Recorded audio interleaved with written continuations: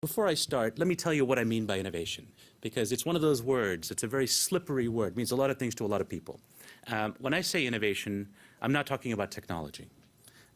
This is not fundamentally a process that's about invention, although it's often conflated with invention. I don't mean IP or patents or gizmos or gadgets, although all those things can be part of the process. When I say innovation, what I mean is fresh thinking that creates something valuable. And the harder part of this is actually the value creation, that is connecting with an unmet need, be that a consumer desire or actually an unmet need of society. If someone is a social entrepreneur, for example, that value could be created for the stakeholders or society at large. If you're a corporation, it could be for your shareholders or for your employees. It's not the gadget or gizmo. It could be a business model, a fresh way of doing things. And I think that's the essence of what I mean by innovation. And when I look at the world, what I see is a desperate need for a better way of innovating. We live in a time of extraordinary global challenges. We have wicked global problems.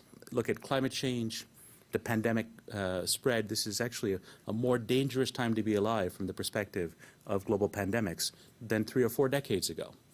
It's in some ways the seamy underbelly of globalization and Googleization, which has brought us this wonderful age of prosperity, while that interconnectedness has also made us much more vulnerable. And equally, the resource crunch that's coming, in part due to the rise of China, India, and the countries of the world that are focused on here at the Asia Society, well, these are tremendous global problems that we've yet to come to grips with. At the same time, I see an innovation revolution in the making, slightly disconnected from the problems that we have.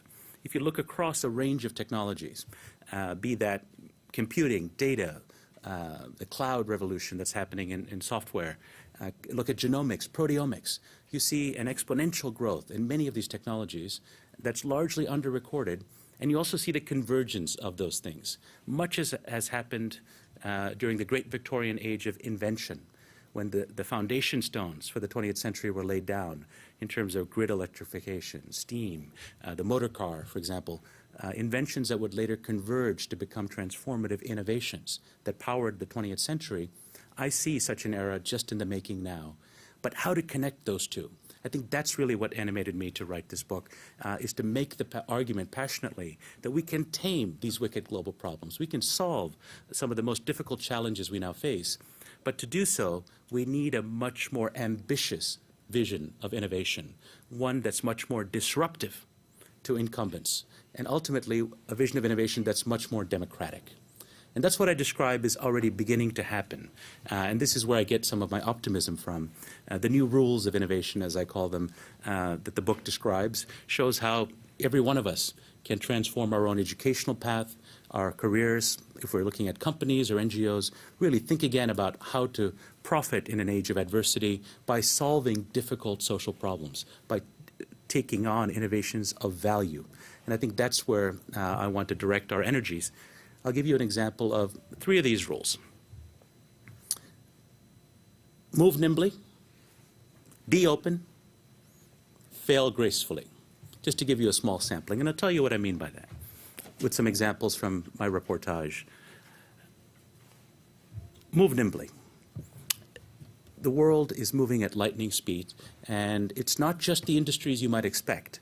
The kind of the software industries where there's 2 guys in a garage, be that in Hyderabad or in Shenzhen, they can tackle any problem anywhere. We all kind of get that. That's a story of 10 years ago or 15 years ago.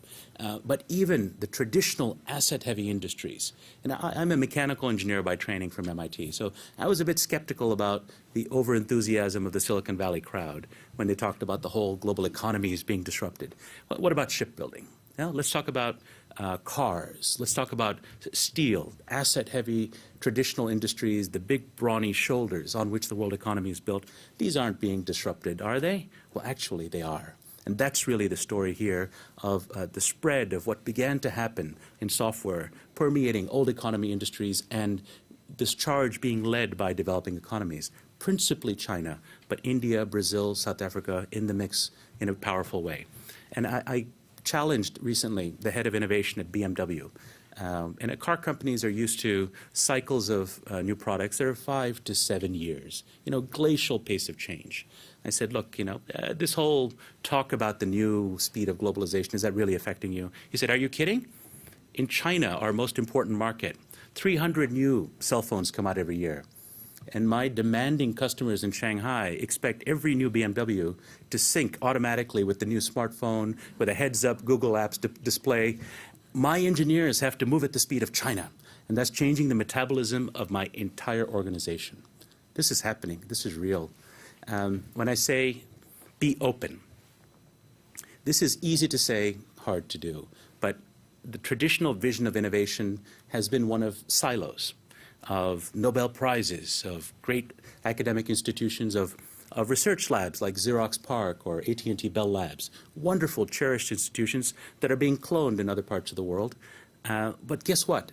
Innovation doesn't happen with gray beards and white coats sort of puttering around looking for their Nobel Prizes anymore. That model of innovation, while it served its purpose, is now way past its sell date.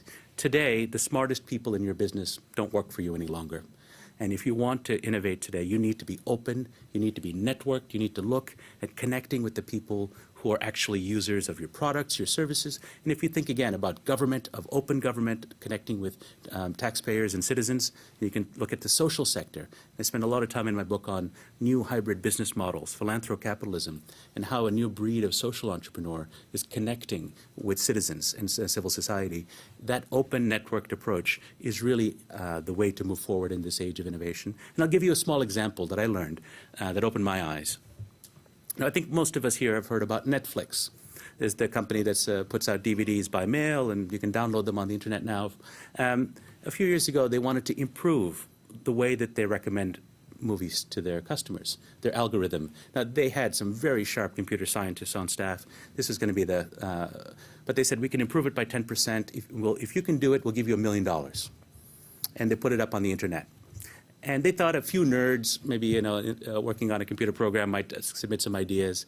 Tens of thousands of people from around the world, from all walks of life, men and women, young people and old, computer scientists, physicists, across the range of careers, competed in an open competition, and they kept bettering each other. And ultimately, there was a winning team. And when the winning team came to collect their prize, this is the part I found amazing. The 7 members of that team had never met each other before in one place. They met online through open, collaborative, networked innovation. To me, that is the future. And that really explains how you can turn your business model upside down and really think about how you can turn your society upside down through connection, through social networking. The final point, the final rule, fail gracefully. Again, sounds easy, it's very hard to do. Why is this so important? In an age where barriers to entry are falling to everything, not just to creating a company, but to continuing to remain a great institution like the Asia Society. What you need to do is to keep experimenting, keep pushing, keep trying lots and lots of new things. Why? Because the newcomers are going to have a lot more shots on goal, and some of them are going to succeed. So what does this mean? You have to be more experimental, move faster, but when you move fast and try a lot of things, you're going to fail. By definition, a lot of the stuff you try will fail. Can your organization handle failure? How do you deal with rewarding people in your institution if you encourage them to fail and they actually fail? Are you going to punish them? And this is something very close to human nature. We're not set up culturally, most organizations, to encourage and reward failure.